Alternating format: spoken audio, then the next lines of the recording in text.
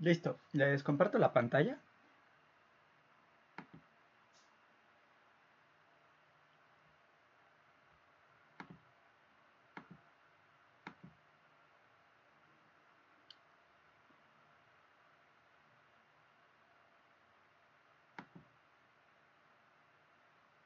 Ok, pues vamos a continuar lo que estábamos viendo la última vez.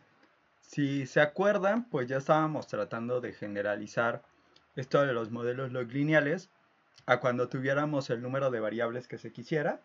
Y ahí para hacer un análisis como más general, nos ayudaba usar unas cosas que son los modelos gráficos log lineales, que decíamos que combinan aspectos de modelos gráficos probabilísticos con aspectos, perdón, de teoría de gráficas con probabilidad y son un caso particular de modelos gráficos probabilísticos.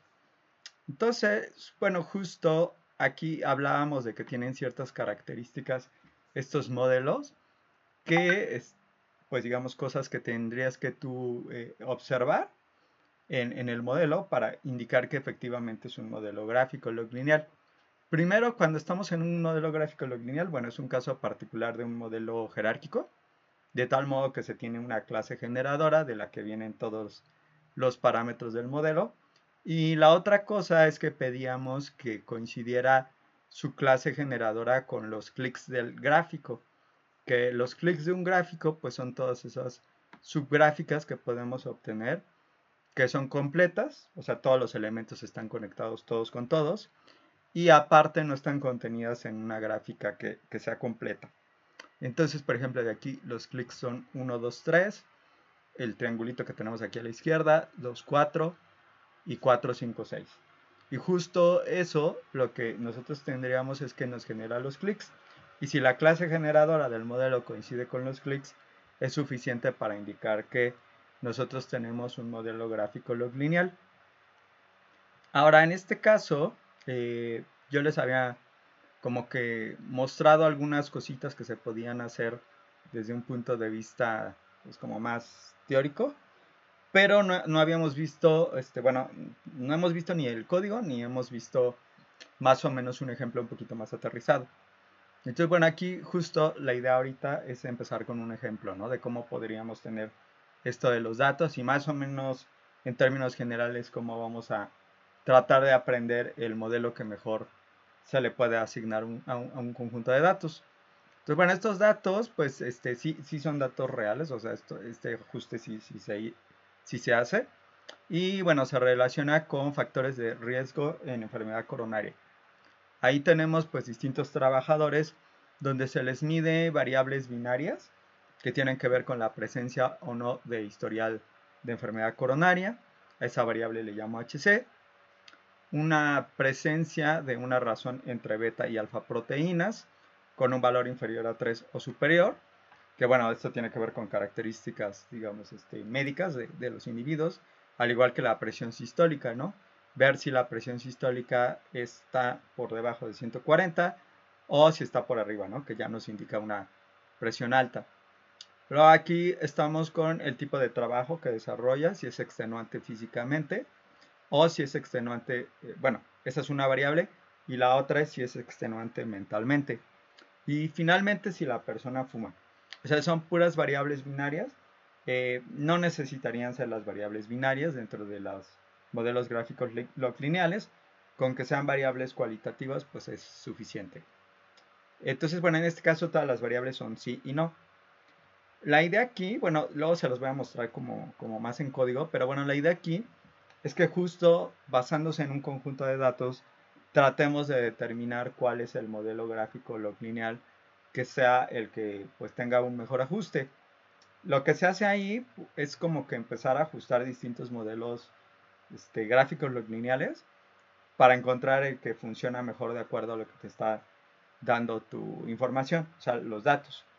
Entonces, hay que buscar pues algún procedimiento para que de forma iterativa vayamos modificando el modelo y que entonces podamos obtener el ajuste del modelo. Eso se hace a través de un estadístico, que también vamos a ver de qué se trata, que es la devianza residual. Básicamente lo que estás haciendo es como comparar el modelo que tú tienes, el modelo, digamos, que trates de ajustar, contra un modelo de ajuste perfecto, que sería como el modelo donde los valores que tendrías bajo este modelo coinciden con los valores reales. Y se tiene ahí una hipótesis nula y una hipótesis alternativa, donde la hipótesis nula tiene que ver con el ajuste adecuado del modelo a los datos y la alternativa pues es que no hay un buen ajuste. Aquí en particular se puede utilizar software como para una búsqueda iterativa del mejor modelo posible. Y bueno, en el caso particular del modelito, que ahorita les muestro el gráfico, que se ajustó, tenía un estadístico de 51.36 y ese valor pues nos da, en términos de la hipótesis nula, un p-valor asociado de 0.27. Entonces, la hipótesis nula otra vez es que el modelo ajusta bien a los datos. La hipótesis alternativa pues es que no. Y en este caso, si el p-valor está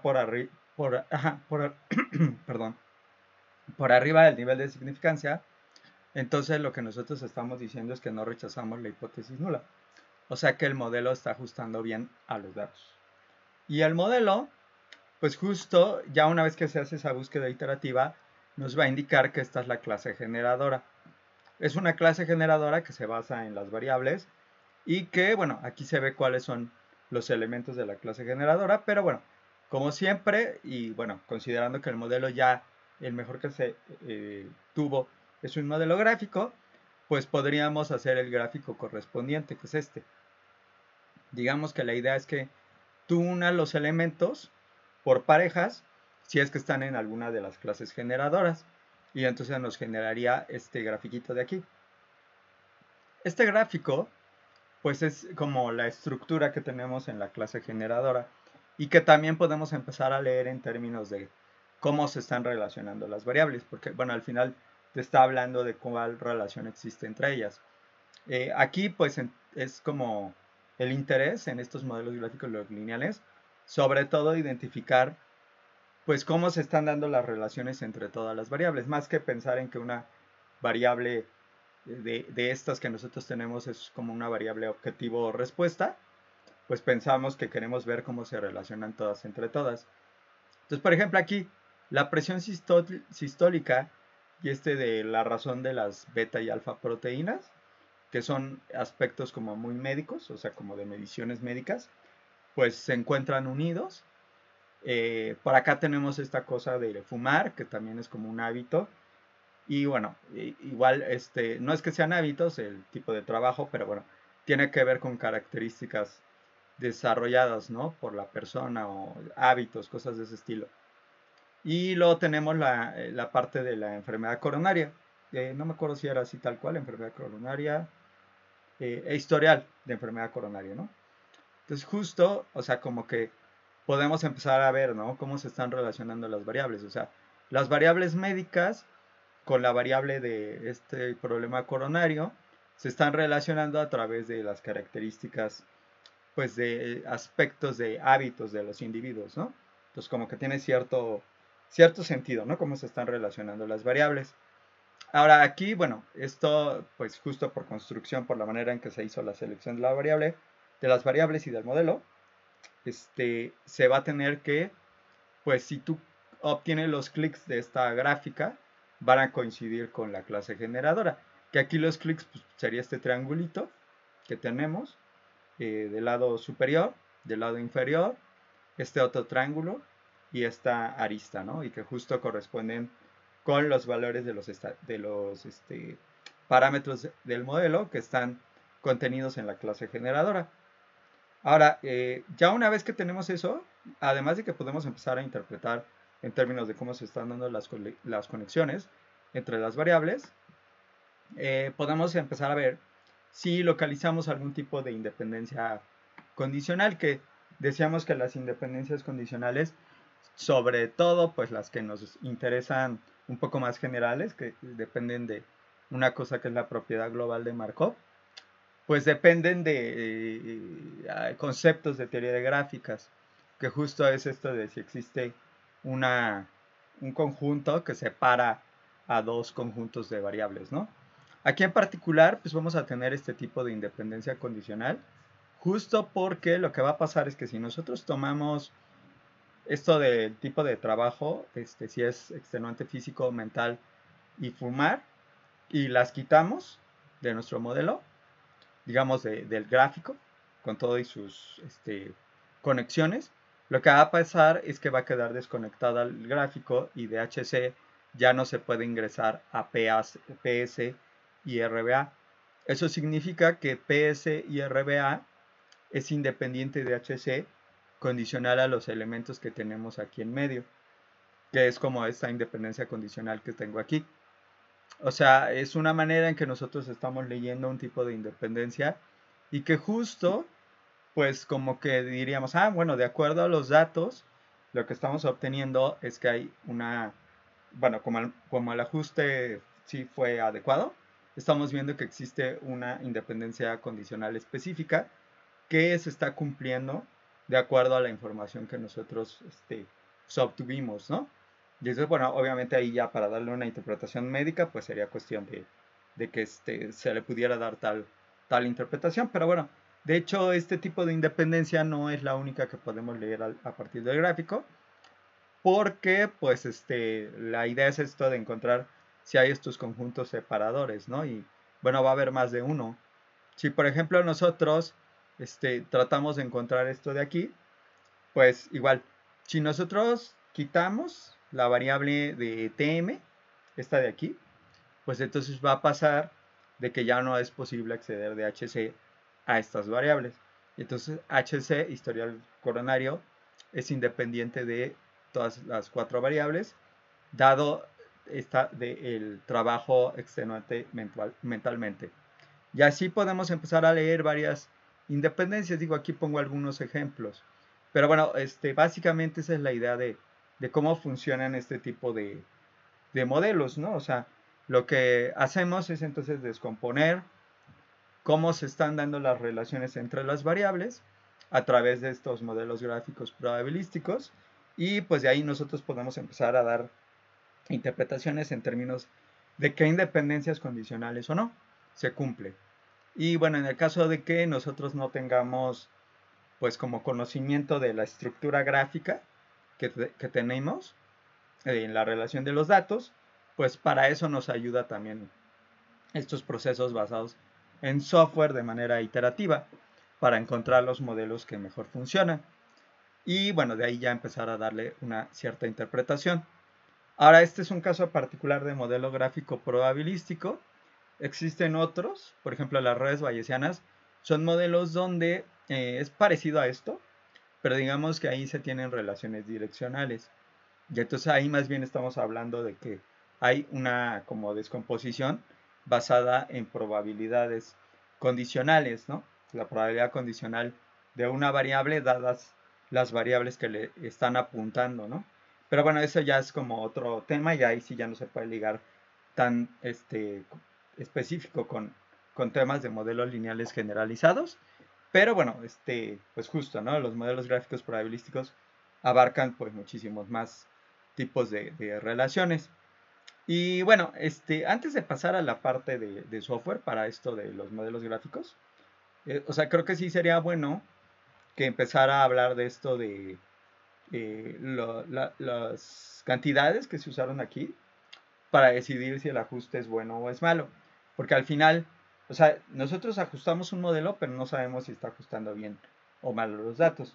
Y para ello, pues nosotros vamos a usar un tipo de estadísticos, que de hecho se usa en todo lo de modelos lineales generalizados y en general en estadística, que son modelos basados en cocientes de verosimilitud. Entonces, bueno, quiero ver eso y ya después, pues mejor pasarme a la parte de código, incluyendo esto de los modelos gráficos probabilísticos. Y bueno, esta bondad de ajuste la vamos a determinar primero en términos de cómo se está relacionando un modelo chiquito que está contenido en un modelo más grande. De estas cosas de contención entre modelos ya lo habíamos platicado desde los modelos de regresión. Entonces vamos a decir que el modelo A está anidado en el modelo B, cuando nosotros tenemos que el espacio parametral del modelo A está contenido en el espacio correspondiente al modelo B. Entonces, bueno, esto dependerá de cómo estemos definiendo los modelos. O sea, en términos generales, pues, lo que está pasando es que en el modelo de B tienes los mismos parámetros que en A, más algunos adicionales. Y justo al imponer restricciones en esos modelos, perdón, en esos parámetros del modelo más grande, el modelo B, obtenemos los parámetros del modelo chiquito. Por ejemplo, si tenemos en el caso del modelo A 5 parámetros, y en el caso del modelo B, 5 parámetros más 2 más. Si yo hago 0 a esos dos parámetros, entonces obtengo el modelo pequeño. Esa es una posibilidad, ¿no? Sin embargo, esto de la bondad de ajuste se puede generalizar a incluso más cosas, porque puede ser que del modelo B lleguemos al modelo A, no por el hecho de que hagamos 0 algunos parámetros, sino porque igualemos algunos parámetros, ¿no? Por ejemplo. Entonces, bueno, es como un poquito más general, pero a nosotros en particular sí nos va a interesar algo de ese estilo, donde los elementos en A son los que, perdón, los elementos en B son los elementos que tenemos en A, más algunos otros adicionales, y que entonces si esos elementos que están en el modelo más grande y no en el chiquito los hacemos 0, pues llegamos al modelo chico, ¿no? Entonces, hay que hacer una comparación entre ambos modelos y eso se hace a través de un cociente de verosimilitud. Los cocientes de verosimilitud es una manera en que vamos a comparar dos modelos anidados. Un modelo que es el modelo A, que es el modelo anidado, y otro modelo que es el modelo B, que es el modelo de referencia, el modelo más grande. Entonces, hacemos literal, como lo dice la definición, el cociente entre la verosimilitud de A y la verosimilitud de B. Y bueno, aquí porque se sabe cuál es la distribución, vamos a aplicar menos 2 veces el logaritmo de ese cociente. Este es el cociente de verosimilitud.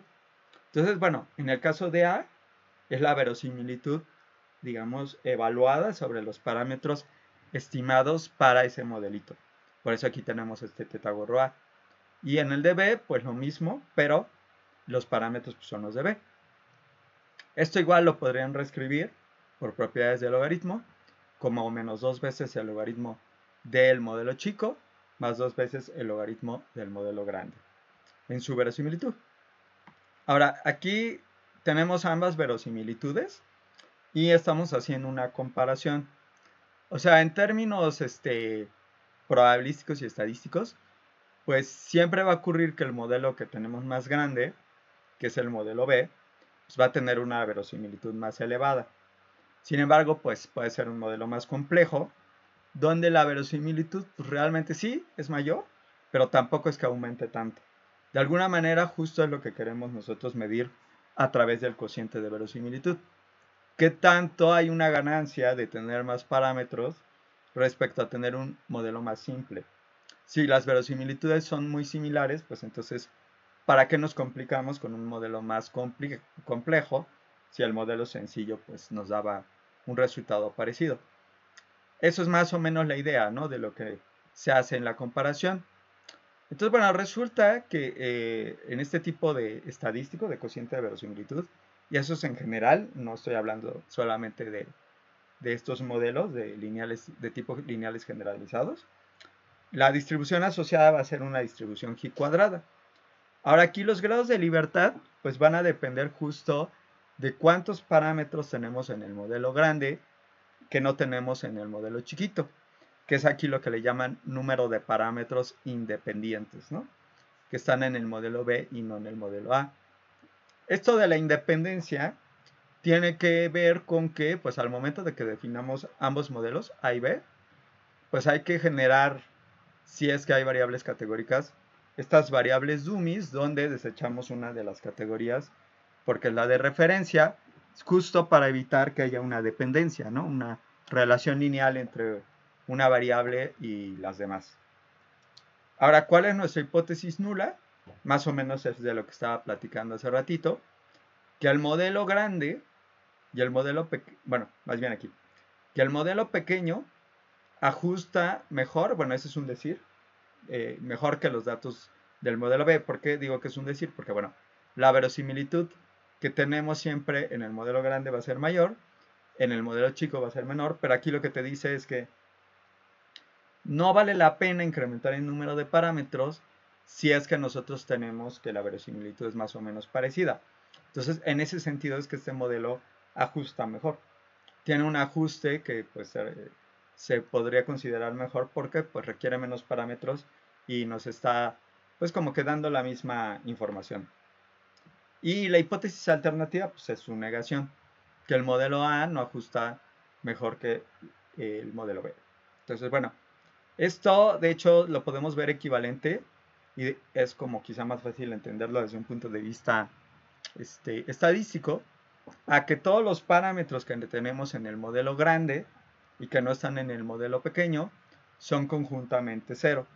O sea, es como una prueba donde estás viendo si todos los parámetros que tenemos extra son cero contra la alternativa de que al menos alguno no lo sea, ¿no? Que es lo que nos está diciendo la hipótesis alternativa. Alguno de los parámetros en el modelo de referencia no es cero, ¿no? O sea, bueno, algunos de los parámetros que están en el modelo de referencia y que no están en el modelo grande no es cero.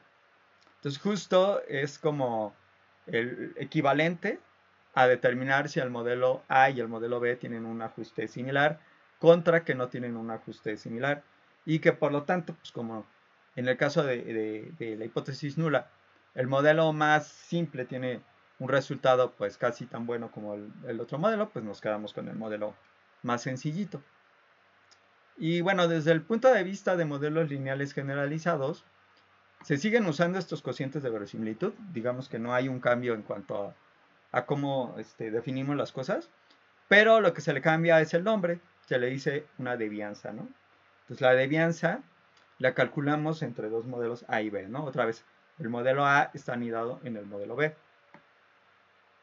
Ahora aquí, pues lo que va a pasar es que desde el punto de vista de los modelos, los lineales y bueno, en general los modelos Poisson, lo que va a pasar es que pues realmente donde tenemos la parte de los parámetros, esta que tenemos aquí en las verosimilitudes, pues está dada a través de los valores esperados bajo el modelo, porque los valores esperados pues, son los que contienen esa descomposición en términos de que el logaritmo del valor esperado pues, te queda como una combinación lineal, ¿no? Basada en parámetros.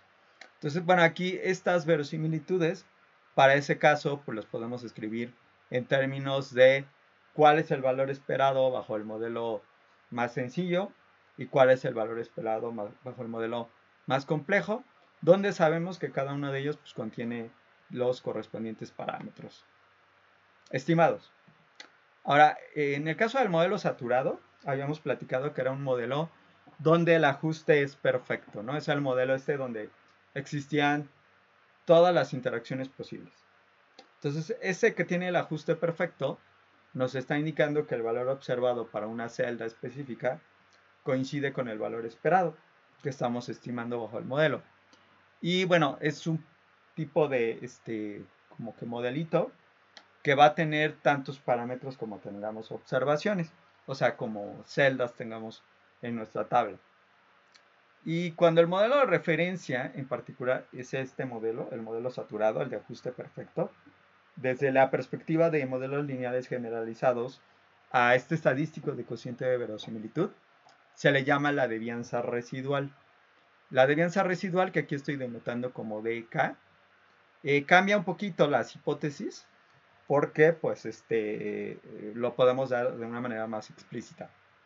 La hipótesis nula pues era que tanto el modelo sencillo ajusta también o igual que el modelo más complejo, el modelo B. Aquí pues el modelo más complejo que estamos comparando es el modelo de ajuste perfecto. Entonces estamos comparando que también ajusta nuestro modelo, el modelo que en este caso sería el modelo A, con respecto a un modelo que genera el ajuste perfecto de los datos, ¿no? Por lo tanto, podemos simplificar a la hipótesis nula como simplemente decir que el modelo A ajuste bien a los datos, porque pues ajusta igual de bien que usar los valores reales. Y la hipótesis alternativa es que el modelo no ajusta bien a los datos. Entonces la devianza residual, pues obviamente lo que nosotros querríamos desde el punto de vista práctico, es no rechazar la hipótesis nula, ¿no? Al nivel de significancia alfa que nosotros estemos dando, pues queremos no rechazar la hipótesis nula porque me indicaría que mi modelo es un buen modelo y que está ajustando a la estructura de los datos.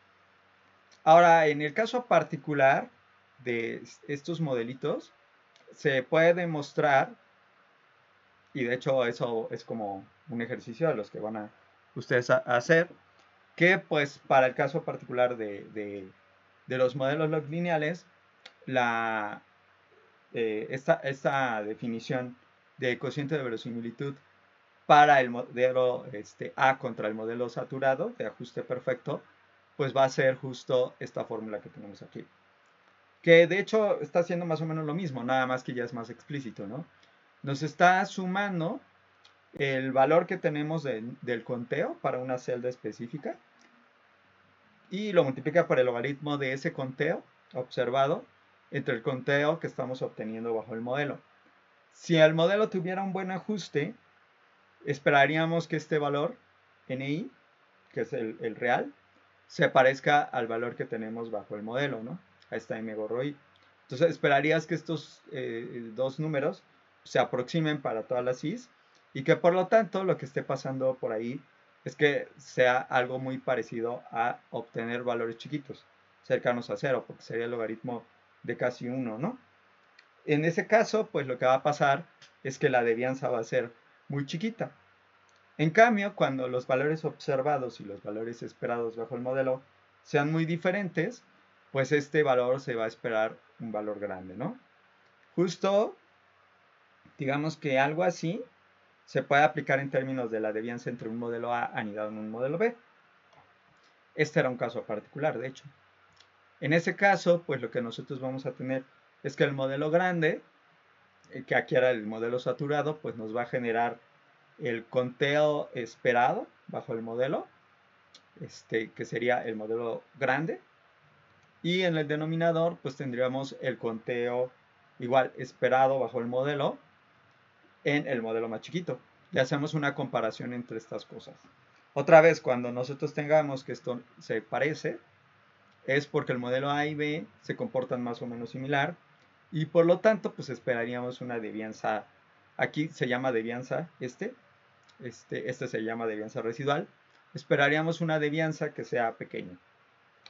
Y bueno, independientemente de qué estés utilizando, la devianza nula y la devianza residual, o la devianza residual, pues estamos viendo que pues, la intuición es siempre rechazar la hipótesis nula cuando la devianza, ya sea la nula, perdón, la devianza, ya sea la residual o ya sea la devianza, tal cual, sea un valor grande, ¿no? Porque pues eso nos está hablando de que los datos que tú tienes con el modelo sencillo, el modelo A, y los que tienes con el modelo B, pues no se parecen en nada. Y eso nos indicaría rechazar la hipótesis nula de que ambos modelos pues, se parezcan o de que el ajuste del modelo A, en caso de que comparamos contra el saturado, sea bueno, ¿no? Entonces, justo, nosotros al final con este tipo de estadísticos, lo que estamos buscando pues, son modelos parsimoniosos, ¿no? Modelos que tengan muy buena explicación o lo mejor posible sobre cómo se están comportando los datos y que no tengan tantos parámetros. Este es el ideal, ¿no? En general en estadística. Y entonces, bueno, ¿qué va a pasar? Que nosotros vamos a rechazar la hipótesis nula, ya dijimos, cuando cualquiera de los estadísticos sea grande. Grande respecto a quién, pues aquí es donde nos vamos a, que ya conocemos cuál es la distribución asociada a los cocientes de verosimilitud, que siempre va a ser una G cuadrada, asintóticamente, cuyos grados de libertad pues van a depender del tipo de estadístico, pero bueno, básicamente lo que tenemos que hacer es buscar el cuantil que acumule 1 menos alfa de probabilidad, dependiendo del alfa que hayamos fijado, el nivel de significancia.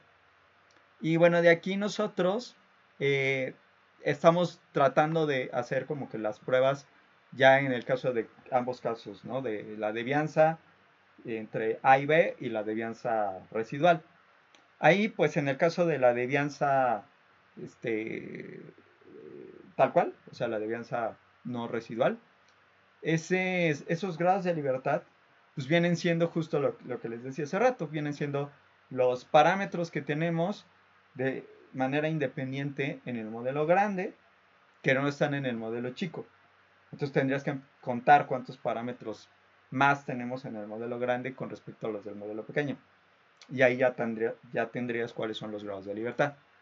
En el caso del otro modelo, del otro tipo de prueba de hipótesis, que sería el basado en la devianza residual, es lo mismo, nada más que aquí podemos obtenerlo de una forma un poquito más explícita, sabiendo cuál es el número de parámetros independientes que tiene el modelo saturado y que justo corresponde al total de observaciones que tenemos en los datos, ¿no? O sea, el número de observaciones, pues justo es equivalente a los valores que corresponderían al número de parámetros independientes en el modelo saturado. Entonces, al número de observaciones le quitamos cuántos parámetros independientes tiene el modelo simple, el modelo más chiquito, más pequeño, y justo con eso ya sabríamos cuántos grados de libertad utilizar. Y bueno, justo, ¿no? O sea, aquí nosotros vamos a tener que, como más o menos les mostraba en el caso particular de los modelos gráficos, que basado en esto de los cocientes de verosimilitud, también uno podría, bueno, y las devianzas, en el caso de modelos lineales generalizados, también uno podría generar métodos iterativos de selección de variables, o de selección de modelos más bien, en donde nosotros, pues, vamos a estar comparando modelos, un modelo más simple contra un modelo un poquito más complejo, por ejemplo, que tenga un parámetro adicional. Y entonces vamos a poder hacer comparaciones de estos modelos anidados y se puede hacer un proceso iterativo para seleccionar el mejor modelo, que es básicamente lo que hace este proceso del que les hablé hace ratito en el ejemplo. Y bueno, la otra cosa y que se tiene y que bueno es interesante desde el punto de vista estadístico es que se puede hacer una aproximación de los valores que nosotros calculamos de la devianza residual que se va a parecer a los estadísticos G cuadrado que ustedes tenían, por ejemplo, cuando veían pruebas de independencia en tablas de contingencia. ¿Qué hacían ahí? Tenían dos variables, por ejemplo, de tipo cualitativo categórico, y ahí ustedes querían ver si las variables estaban asociadas o no. Entonces, calculaban los estadísticos G cuadrado, que comparaban valores observados, los de cada una de las celdas, contra los valores esperados, que eran los valores que obtenían bajo el supuesto de que hubiera independencia. Y bueno, hacían una comparación entre esos valores y obtenían algo parecido a lo que tenemos aquí. Lo que me está diciendo esto es que yo puedo aproximar la devianza residual a través de un estadístico que prácticamente es el mismo que nosotros teníamos en este caso de tablas de contingencia y de pruebas de tipo no paramétrico, pero la diferencia es que aquí los valores esperados que estamos obteniendo no son valores esperados suponiendo que hubiera independencia, sino que son los valores esperados que tú vas a calcular bajo tu modelo, ¿no? El modelo que hayas estimado, ¿no? Con los datos. El modelo log lineal que hayas ajustado a través de los datos. Bueno, puede ser un modelo gráfico log lineal o no, ¿eh? O sea, aquí esto ya es general, o sea, es para modelos log lineales donde un modelo está anidado en otro y bueno, aplica para regresiones Poisson y aplica para muchísimas de las cosas que vamos a estar viendo. Pero entonces aquí es lo mismo, ¿no? A medida que tengamos que los valores observados y los esperados bajo el modelo se acerquen, pues esta aproximación de tipo G cuadrada también se va a volver más chiquito. Y bueno, esta es una aproximación porque de hecho como ejercicio ahí se los voy a dejar que si ustedes hacen el desarrollo en series de Taylor de la devianza residual, justo pueden obtener que esta es una aproximación que se puede tener a la devianza residual, que sería el valor exacto, ¿no? Y este valor es un valor aproximado. Ahora, ¿cómo tomamos nuestra regla de decisión? Bueno, básicamente tenemos que repetir prácticamente lo mismo. O sea, generar el estadístico de prueba, G cuadrado, y la regla de decisión es la misma, ¿no? O sea, nuevamente vamos a comparar contra la distribución de la G cuadrada, los grados de libertad son los mismos, Entonces, no hay ni un cambio en eso. El único cambio es en términos de cuál es el estadístico que estamos utilizando. Si es el exacto, que sería la devianza residual, o si es el aproximado, que es el que estamos obteniendo con esta otra fórmula que se parece mucho a su caso como más, pues general, ¿no? Y bueno, digo, para cerrar con esta parte, porque justo estaba viendo si me faltaba más, como para saber si ya empezaba lo del código, y la verdad lo que me falta ya es mínimo.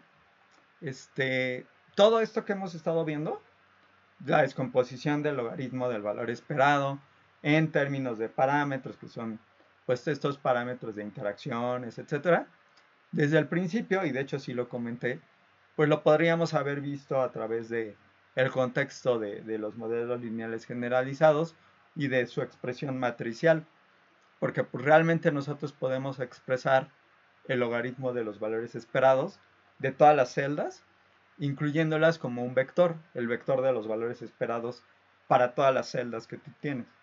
Entonces, este es un vector que tiene longitud, pues el número de celdas. Podemos expresar esto en términos de una matriz de diseño X y nuestro vector de parámetros. O sea, esta matriz de diseño X, lo que va a pasar es que me está indicando cuáles son los distintos parámetros que están incluidos en el modelo, ¿no? Si necesitamos efectos principales, interacciones, etcétera, etcétera, habría que ir aquí rellenando, ¿no? Con cada uno de los términos que vamos a utilizar. Y aquí las betas, pues serían las interacciones y todos los parámetros que utilicemos. Y bueno, hay cosas que tenemos que prácticamente repetir a lo que hacemos en el caso de los modelos con la distribución normal, que sería justo, por ejemplo, eso de que como es como incluir variables categóricas dentro del modelo, pues tenemos que hacer nuestra parametrización de los modelos. Eso aplica para modelos jerárquicos, modelos gráficos lineales, etcétera.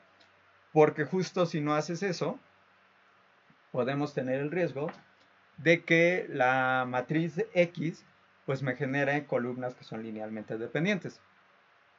Eso es un problema también aquí. O sea, este supuesto que teníamos en regresión de que las columnas no fueran linealmente dependientes, aquí también se debe de satisfacer, ¿no? Entonces, por lo tanto, pues hay que hacer las parametrizaciones adecuadas cuando sea necesario. Y entonces, pues justo por eso los grados de libertad pues me habla de esto de número de parámetros independientes, porque realmente tenemos que generar las variables de UNIS apropiadas, tanto para efectos principales como para interacciones. Y bueno, en el caso particular de esto, o sea, plantear las cosas así, se puede demostrar que las ecuaciones de verosimilitud, que eso también se los voy a dejar como parte de la tarea, se pueden expresar en términos de estos valores observados que tenemos en las celdas, que las podemos otra vez expresar como si fuera un vector de conteos observados por celda, y tenemos un vector de los conteos esperados por celda. Si ustedes multiplican el transpuesto de la matriz de diseño por n, y esto lo igualan al transpuesto de la matriz de diseño por m, el valor de m que satisface este tipo de ecuación son los valores que tendríamos bajo el modelo, ¿no? Porque pues, está satisfaciendo las ecuaciones de verosimilitud. Entonces, si tú tienes un modelo específico y tú llegas a un punto donde puedes resolver que el producto de x transpuesta por n coincide con x transpuesta por los valores que tú vas a obtener de, de, de, de los conteos, pero bajo el modelo, pues entonces llegamos a que, bueno, pues esta es la solución.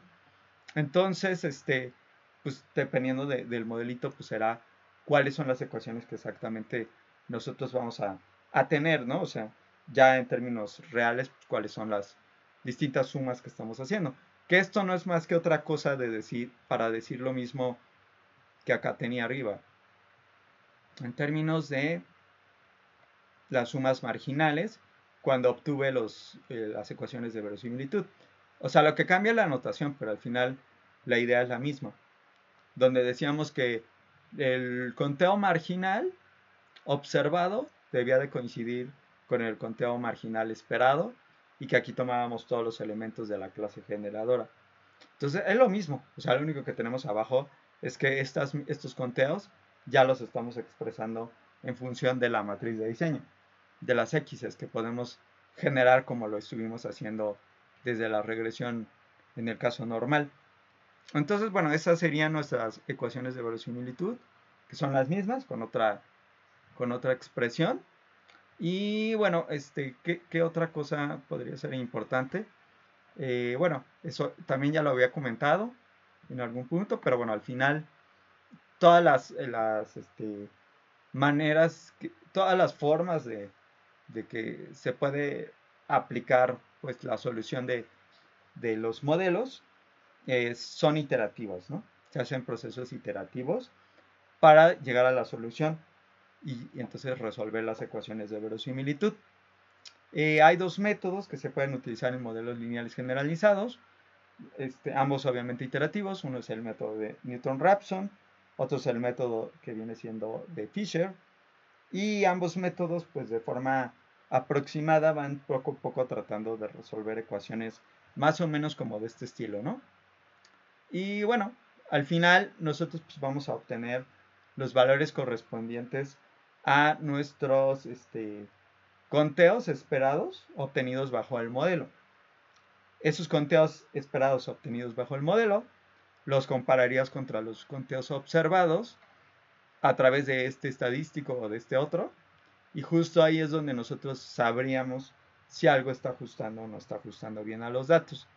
Entonces, aquí, bueno, importante que sin importar la parametrización utilizada, el valor estimado bajo el modelo, o sea, los conteos estimados bajo el modelo, van a ser iguales, ¿no? O sea, no va a cambiar. O sea, no va a pasar que si alguien parametriza con variables dummies y alguien parametriza de otra forma, obtenga distintos conteos esperados.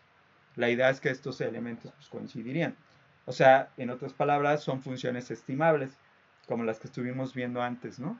En el caso de diseño experimental. Entonces, obviamente, si los conteos esperados no dependen de la parametrización, pues tampoco lo va a hacer estos estadísticos, ¿no? Porque realmente sin importar cómo parametrice, el saber si algo ajusta o no a los datos, pues no va a cambiar porque pues, estos MSIs van a ser los mismos siempre y por lo tanto el estadístico también va a coincidir. Ese es otro aspecto importante. Y pues me parece que en términos como de esta parte pues sería como de los aspectos más relevantes, pero bueno, siempre ayuda pues empezar a ver otros ejemplillos como más con software. Entonces, bueno, ya sé que ya no hay mucho tiempo, pero por lo menos empezarles a introducir este tipo de dato que vamos a estar utilizando. Y pues perdón, lo tengo en la otra pantalla, el código. Y pues justo eso, que nos ayude un poco a entender algunas cosas y bueno, incluso pues ver cómo podríamos hacer esos ajustes en los modelos gráficos probabilísticos. Entonces bueno, me voy a pasar al código, que no me acuerdo de dónde lo tenga, pero creo que es por acá.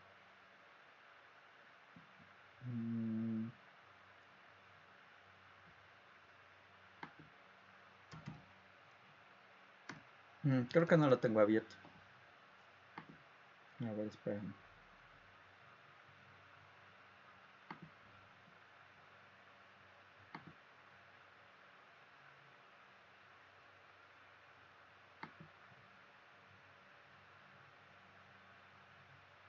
Entonces, bueno, los datos que voy a estar ahorita revisando van a ser datos médicos. Y bueno, vamos a estar viendo tanto, pues como este enfoque un poquito más de que tenemos una parte gráfica como, bueno, un enfoque como más general. Entonces, abro el código. Y pues sí, ya nada más como para explicarles cómo están los datos y ya mañana empezar a verlos con más detalle. Entonces, bueno, me paso a la presentación, que es digo al código.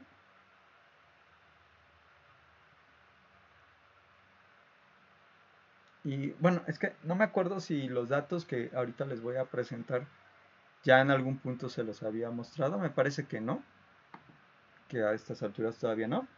Pero bueno, justo tienen que ver con datos de ingreso a terapia intensiva. Entonces vamos a tener varias variables que me van a interesar de tipo categórico. Y la idea es ver cómo se están relacionando estas variables entre sí. O sea, nuestra idea no es determinar si entre ciertas variables de tipo input estás explicando, por ejemplo, que haya más posibilidades de función. O sea, no es la idea. Aquí más bien tenemos estas 1, 2, 3, 4, 5 variables, todas binarias, que tienen que ver con características de los individuos que ingresaron a terapia intensiva. Una es la calidad de vida que se tenía antes del ingreso de terapia intensiva. Una es la calidad de vida al ingresar a terapia intensiva. Otra es la calidad de vida posterior a terapia intensiva. Otra es la presencia o no de falla respiratoria, la necesidad o no de una cirugía urgente y el tipo de, ¿cómo se llama? Rango de edad, ¿no? Mayor o igual que 60 o menor que 60. Entonces, bueno, en los datos que nosotros tenemos aquí en particular, estamos teniendo la información ya en ese formato agregado, donde ya tenemos la información de cada una de las distintas variables, que aquí son estas 1, 2, 3, 4, 5 variables cualitativas categóricas, y tenemos el conteo específico, ¿no? O sea, de la combinación 1, 1, 1, 1, 1, de estos valores tenemos 52 personas. Este sería un formato ya agregado. Yo les comentaba al principio de este tema que también podríamos tener los datos desagregados. Entonces, que tuviéramos cada uno de los individuos y pues la combinación de valores que toman, ¿no? Entonces ahí lo que ustedes tendrían que hacer, como un paso anterior a esto, sería como que agregar a los datos para saber cuál es la frecuencia que tenemos para cada patrón posible de las variables. Y entonces, basándose en eso, poder empezar a hacer el análisis. Pero bueno, justo, aquí lo que sí es importante también es que ustedes consideren que las variables que vamos a estar estudiando pues, van a ser variables de tipo cualitativo categórico. Por lo tanto, tenemos que introducirlas como factores. Digo, aquí en este caso particular de que las variables son binarias, si las variables hubieran estado en categorías ceros y unos, realmente ese paso de generarlas como factores ya no hubiera sido necesario, porque los datos ya hubieran estado como ceros y unos desde el principio. O sea, ya hubiéramos tenido las variables UNIS. Pero como en este caso sí lo teníamos como valores 1 y 2, sí va a ser necesario este paso previo para que nosotros podamos generarlo como de tipo factores y que se entienda que son variables cualitativas categóricas. Entonces, bueno, nada más, como les decía, quería presentarles los datos para pues que mañana que los estemos usando, más o menos ya tengan idea de qué trata y pues empecemos a trabajar con todas estas cosas que les estuve mostrando hoy y bueno, también algunas otras cosillas que les mostré más desde una perspectiva analítica y no tan práctica. Solamente que sí necesitaba como que todas las cosas que fui definiendo para poder entender mejor el ejemplo. Entonces, bueno, no sé si tengan alguna duda o alguna pregunta.